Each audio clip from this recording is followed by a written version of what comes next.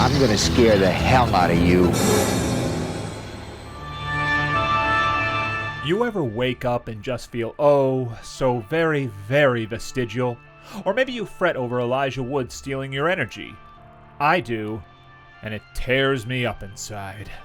I wanted so badly to love this, but all I can do is admire from afar. Like an indifferent spectator at a burning McDonald's who can't do anything but gape and silently guffaw at the poor schmoes who are going to have to clean up the vaguely French fry-scented mess. We're not in Lawnmower Man territory here. Perkins took King's malevolent little short and used it as a jumping-off point for his own bizarre proclivities. With all the overplotting and needlessly complicated scripts of modern movies, it's refreshing to discover a streamlined narrative bereft of pretension nor any desire for subtlety. Black comedy? Oh, yes indeed. There are deliciously over-the-top macabre surprises to be greedily devoured like a simian who's discovered a treasure trove of squishy, extra-ripe bananas.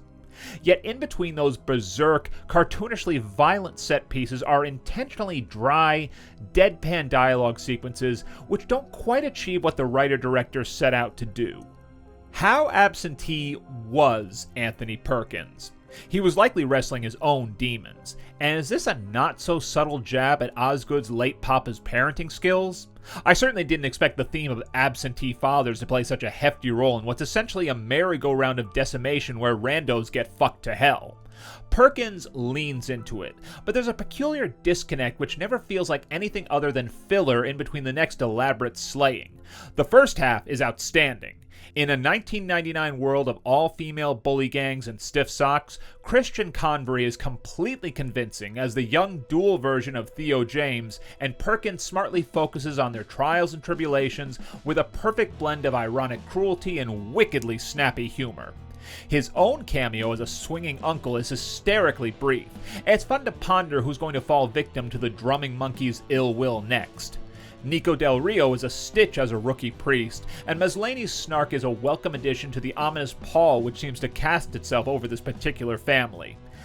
Then, we're in the adult section, and while it's occasionally amusing, it's like the movie itself grew up and forgot what it's like to be naughty.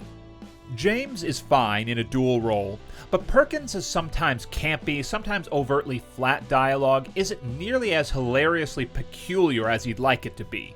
The King references are most welcome, especially the main setting and even the name of one of the victims. Yet a subplot involving a doofus trying to get the monkey back is undercooked and feels like a plot device. The deaths themselves are hilariously insane, but some of the more digital killings, and I'm sure Hornet sounded good on paper, take you right out of the movie. A terrific oldies soundtrack and numerous almost Edgar Wright-style callbacks to seemingly throwaway details do much to salvage the longer, duller stretches, of which there are unfortunately a few. It's a quick, mostly loony, flawed pick, which will at least spur everyone on to gaze at the many innocuous items around them, and imagine how they might act as unexpected instruments of gruesome, hysterical death.